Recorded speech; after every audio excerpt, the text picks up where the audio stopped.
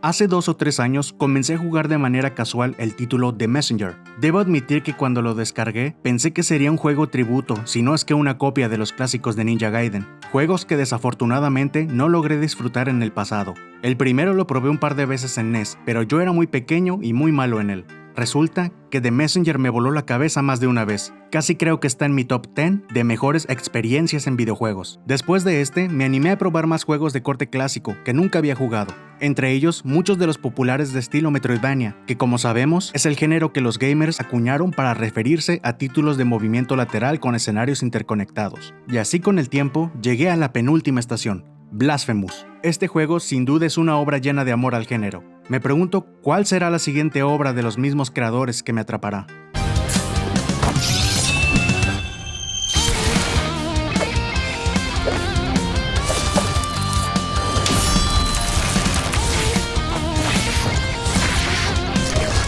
Wow, The Game Kitchen, el mismo equipo de desarrollo de Blasphemous, anunció que trabaja en un nuevo título de Ninja Gaiden de corte clásico, 2D, pixel art y será publicado por Dotemu. Todo luce increíble. Spoiler alert, así fue. Echémosle un ojo a Ninja Gaiden Ragebound.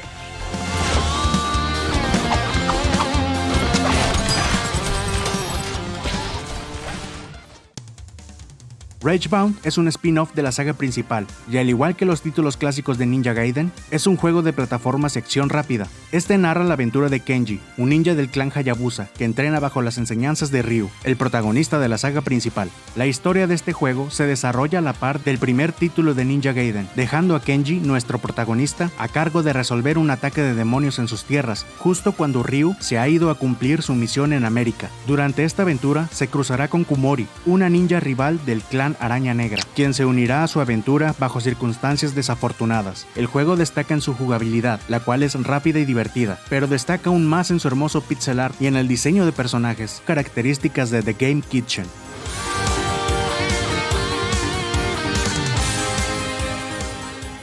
La jugabilidad base es clásica, fácil de aprender y muy intuitiva. Te mueves de lado a lado, saltas y atacas cuerpo a cuerpo con la espada. Ahora cuentas con una habilidad de rebote, la cual es fundamental aprender a utilizar con ritmo y no machacar los botones a lo loco. Aquí entra la mecánica principal del juego, la hipercarga, que es un ataque mejorado que derriba enemigos fuertes o con escudo. Esta la consigues derrotando enemigos con una aura de cierto color, o realizando una carga manual con el botón de ataque, sacrificando una porción de tu vida. El juego se basa totalmente en la velocidad y el ritmo con el que atacas y rebotas sobre enemigos, realizando rachas de muertes en cadena.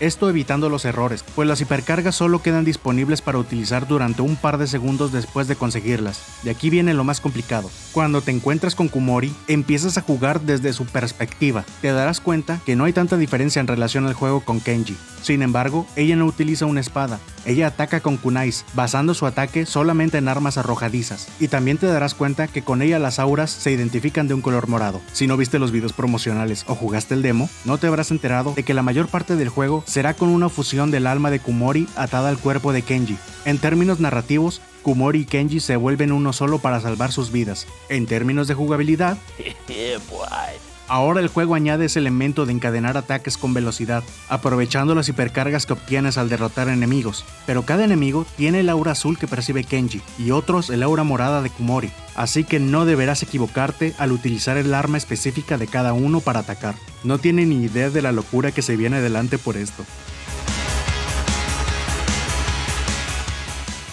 Al hablar de un título de Ninja Gaiden creado por The Game Kitchen, sabemos que la dificultad de este no hará más que subir y subir. Sin embargo, el juego es indulgente con jugadores novatos. No se te exigirá cumplir con las misiones disponibles por nivel para avanzar en la aventura. Estas son principalmente para desbloquear objetos que podrás comprar por escarabajos dorados en la tienda del anciano Muramasa. Podrás consultar cuántos te faltan en la información disponible en la pantalla de selección de nivel. También encontrarás pergaminos que desbloquean niveles extra que exigen mayores retos, y también tendrás que encontrar cráneos que son importantes para determinar el rango que obtienes al terminar cada nivel. Así es, este es un juego en el que te califican qué tal estuviste en cada fase. Como te dije, el juego no te limita, pero te juzga. Claramente algunos niveles tienen un estilo característico del género que va a tono de la saga Ninja Gaiden, y algunos de ellos están muy inspirados. Entre estos tendremos zonas montañosas con bosque, un edificio nocturno, zonas de construcción, un castillo oculto una cueva pirata, un buque de guerra, un laboratorio secreto, niveles de persecución en motocicleta, en moto deslizador, colgado de un helicóptero, todas las películas de Schwarzenegger. I didn't say that, you. La música del juego me parece increíble, es bastante energética, va muy a ritmo con la temática veloz del juego. Y resulta que muchos de los temas son remixes de los temas originales de la NES. Escúchenlos.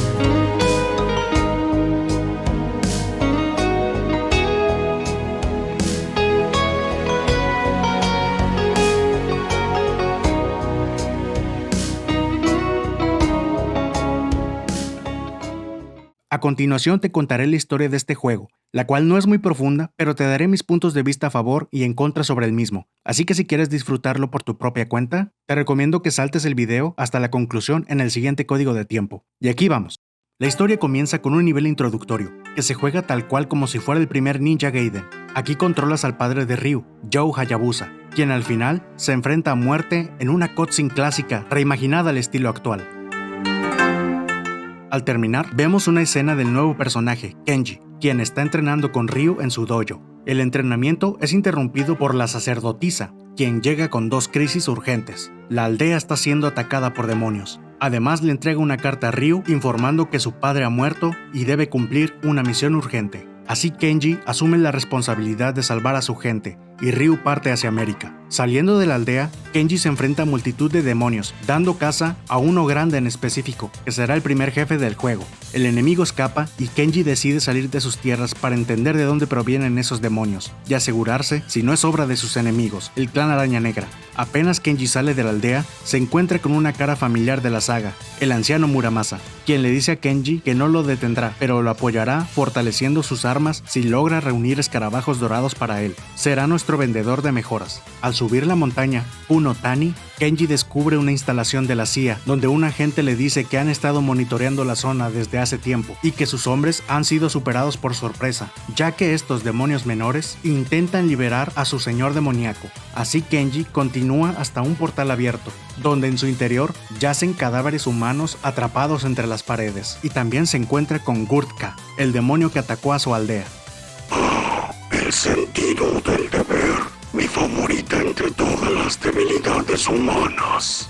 Tras acabar con él, este le dice a Kenji que el velo pronto caerá y el señor demoníaco será liberado, gracias a él y a los otros 3 guardianes demonios. En sus últimos momentos, Gurka se autodestruye, lastimando gravemente a Kenji. Ahora derribado y moribundo, se encuentra con Kumori, una ninja del clan Araña Negra, quien se encuentra en una situación parecida, atrapada en la pared junto a los demás cuerpos. Aquí comienza la historia de nuevo, desde el punto de vista de Kumori. Una noche anterior, durante la reunión de los líderes del clan Araña Negra, Kumori se encuentra esperando dentro del cuartel general. De pronto, las alarmas se activan junto a los sistemas de seguridad y el edificio queda confinado mientras empiezan a surgir demonios por todos lados. Kumori decide exterminar a todos los demonios y llegar a la planta alta, donde se encuentran los líderes, y así proteger a su jefa, Kumo Obaba, otro personaje conocido en la saga. Al llegar a la sala principal, le informa a la anciana que todo está bajo control, y ahí a través de un portal aparece el demonio Ribashi, uno de los guardianes del señor demoníaco. La ninja logra frenar el ataque del demonio, y este reconoce su fuerza, proponiéndole convertirse en una aliada. Para ello, deben encontrarse de nuevo en el portal que está en la montaña Kuno Tani, en presencia del señor demoníaco.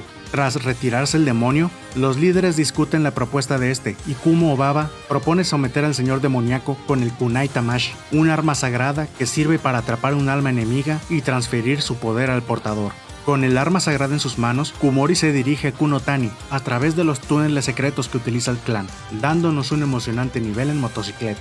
Y así llegamos hasta el portal, donde es recibida por Ribashi y es sorprendida por una horda de enemigos que sobrepasan las capacidades de la Kunoichi. Al final, el demonio te derribará, Kumori es absorbida por el señor demoníaco al interior del portal y así termina atrapada para ser devorada después, no sin antes escuchar cómo el señor demoníaco le dice a Ribashi que debe conseguir los 3 cristales necesarios cuanto antes para abrir el velo que lo retiene. Así llegamos al momento actual, en donde yace junto a Kenji y llega a la conclusión de que no podrán hacer nada para salir con vida o detener a los demonios por cuenta propia. Kumori le propone a Kenji utilizar el Kunai Tamashi, así este la apuñala y el espíritu de Kumori se une al cuerpo de Kenji, sanando en el proceso, ahora más fuerte, y así escapan del portal. A partir de aquí hay interacción constante entre ambos personajes. Kumori apoyará transportándose mediante altares demoníacos para abrir puertas o acceder a entradas imposibles para Kenji. En el camino se encuentran de vuelta con el anciano Muramasa, quien comprende rápidamente la situación de Kenji y Kumori, e incluso menciona que muchos años atrás unió fuerzas con Kumo Baba, y el anciano comparte la ubicación de los cristales que buscan los demonios, ya que fue él mismo quien los ocultó en el pasado. Aquí, el orden de los siguientes 3 niveles será opcional. Visitarás una antigua cueva pirata para encontrarte cara a cara con el guardián demonio Obsidre. Bravuconería para compensar el miedo, una conducta fascinante. Esa pelea me terminó recordando un poco los jefes de Cuphead, un juego en el que, como sabes, se trata mucho de rebotar también. Después buscaremos un diamante bajo un antiguo castillo, en sus catacumbas, en donde te enfrentarás a Daycraft, un demonio callado que utiliza ataques cuerpo a cuerpo y su entorno para derrotarte. Finalmente, irás por Ribashi para destruirlo de una vez por todas. Se encontrará en un templo bajo una zona en construcción, donde es el mismo demonio quien te estará poniendo obstáculos que habrás de esquivar detrás de los muros incompletos. Vaya, te las has apañado para salir del Kunotani. No te preocupes, enseguida lo arreglamos. ¡Órale, cocazo!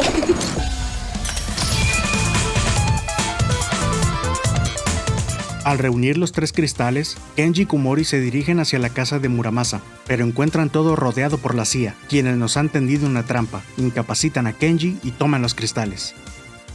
Tanto Kenji como Muramasa despertarán en una prisión en alta mar, dentro de un buque de guerra. Kenji encuentra la forma de salir con ayuda de Kumori, y Muramasa les pide adelantarse, ya que él tiene sus propios recursos. Este anciano es un arma secreta viviente, ¿verdad? ¿Verdad?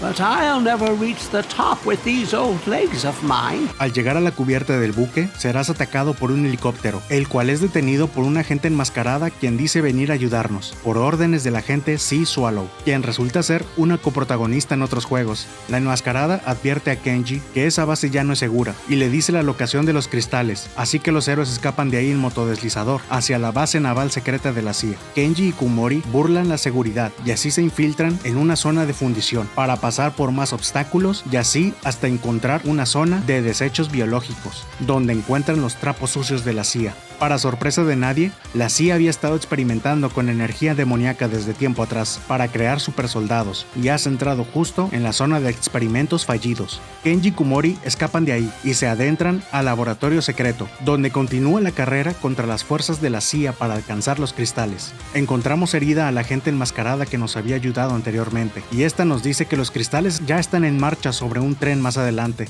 Para llegar a la estación de trenes, los ninjas se enfrentan contra una abominación demoníaca gigante, mitad máquina, la cual honestamente no ofrece mayor reto que los jefes anteriores. El siguiente nivel nos ofrece una persecución que involucra trenes de carga, un tren bala y hasta un helicóptero para llegar hasta el final, en donde somos recibidos por el ataque de otra amalgama demoníaca creada por la CIA. Tras derrotar al monstruo, alcanzamos al convoy enemigo, que se va adentrando poco a poco a la montaña de Kunotani, y mientras más cerca estamos, empiezan a amenazar los demonios en la montaña.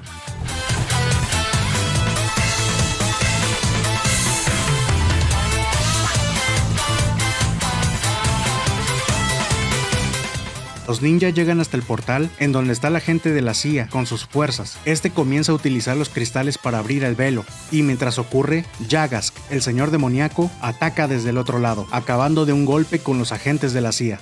Oh, la imbecilidad humana es el ingrediente infalible de todos los planes. No falla nunca. Y ahora empieza el enfrentamiento contra el jefe final del juego. Aquí utilizarás todas las habilidades aprendidas y los recursos que has obtenido. Cabe mencionar que será difícil ganar sin dominar los ataques de enemigos con aura para obtener hipercargas. Y también necesitarás la hipercarga manual, no querrás perder tiempo de más. El truco está en atacar con estas a las costillas para que el enemigo desproteja su corazón, porque es el único punto donde recibe daño. Tras ganar la pelea, el demonio Yagas se levanta una vez más y deshace la unión de Kenji y Kumori, regresando a Kumori a su propio cuerpo. Insensatos, este es mi terreno. Aquí puedo desatar todo mi poder. Al darse cuenta de que es inútil continuar luchando, a los ninjas no les queda de otra más que enviar a uno de los dos fuera del portal para destruir los cristales, mientras el otro distrae al demonio y así evitar que el velo que mantiene al demonio se rompa. Según a quien elijas, jugarás con ese personaje fuera del portal para destruir los cristales mientras este pelea con los demonios menores, y a la vez verás al otro personaje detrás del portal luchando contra Yagask. Una vez destruyes el último cristal, el velo se arreglará y antes de que se cierre el portal, el personaje detrás se despide diciendo solamente gracias, terminando el juego con un epílogo jugable en el que te diriges ya sea a la aldea de Kenji o al cuartel de Kumori para avisar de lo sucedido con el otro, terminando la historia con un final melancólico. También hay un nivel adicional que cuenta como postgame al terminar la historia en dificultad difícil, en el que jugamos ya sea como Kenji o como Kumori. Este nivel es un boss rush de los 4 guardianes del señor demoníaco. Los elementos que más me gustaron en Ragebound. El juego no es un Metroidvania, cosa que sí agradezco muchísimo, porque para ser honesto, ya estaba algo fastidiado de la fiebre que tienen todos con este tipo de juegos, y me da miedo que nuevos desarrolladores se sientan presionados para hacerlos así, o peor aún, que lo hagan y fracasen, pues también creo que hacer juegos tipo Metroidvania es difícil, sin arruinar la experiencia de juego, en especial para jugadores que poco a poco están perdiendo la paciencia que tenían antes, además de que un sistema episódico le queda muy bien a este tipo de juegos.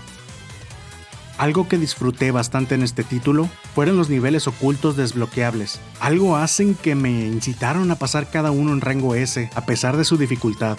Sin embargo, todavía no me convierto en el valiente que quiere pasar todos los niveles en rango S+.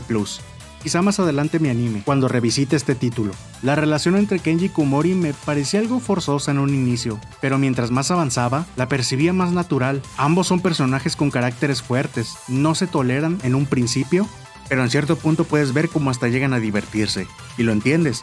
Al menos yo logré empatizar con ellos. Los controles en los niveles de conducción cambian en cuanto a tiempo de respuesta, y los sentí adecuados a la situación. De alguna forma sentía que el juego era uno muy distinto en estos niveles, pero nunca dejó de gustarme. Sin duda el destino de los personajes me parece algo triste, pero los mejores finales conllevan decisiones fuertes, y me gusta que los escritores no tengan miedo de abrazar sentimientos reales de frente. Cosas negativas que encontré en Ragebound.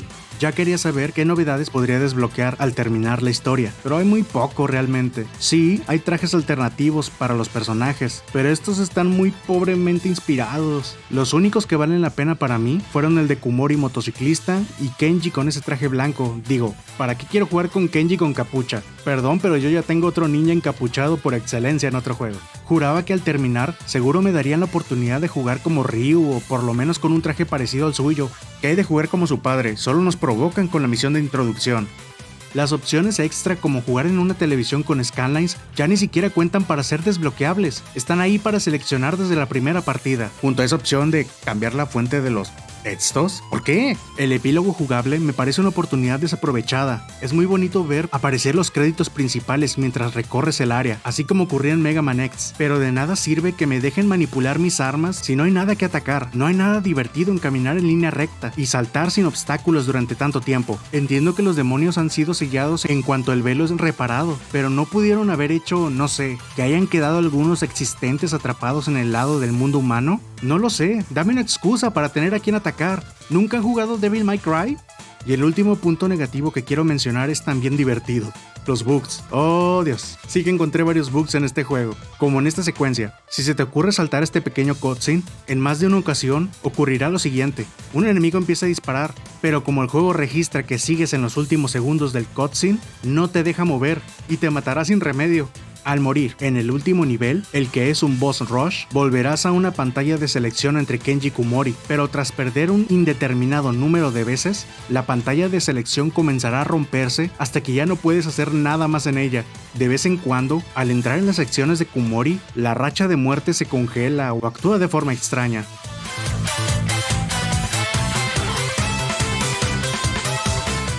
Miren, aquí cumplí con todos los objetivos para obtener el rango S, pero el juego decidió que simplemente no me lo iba a dar. ¿Qué te pasa? ¿Dónde está mi S? Al terminar el juego, tuve que lanzar un suspiro. Sin duda es un título que he disfrutado muchísimo. Acepto que la dificultad fue algo alta para mí, y al rejugarlo en dificultad difícil, fue un pequeño infierno. Sin embargo, el ritmo del juego, con esa música y toda su ambientación, lo hacen bastante entretenido. Ahora que lo pienso, no me aburrí en ningún momento. Sí me frustré un poco, pero nada me pareció imposible mientras avanzaba en los niveles. He notado que hay varios creadores de contenido y fuentes que dicen que el juego les ha decepcionado o que no aportan nada nuevo. Mi más sincera opinión es que este juego es muy bueno. Está claro que no está reinventando el género o añadiendo mecánicas nuevas, pero considerando lo que The Game Kitchen pretendía aportar con este, no hay duda. Este título es un imprescindible para tu colección de juegos en 2D. Ya por último, solo quiero recordarles que soy un nuevo jugador en esta mítica saga y creo poder decir que Ragebound es sin duda un título perfecto para que más jugadores se inicien en este mundo y que también le fascinará a muchos jugadores veteranos. Ahora te pregunto, ¿qué esperas para jugar Ragebound?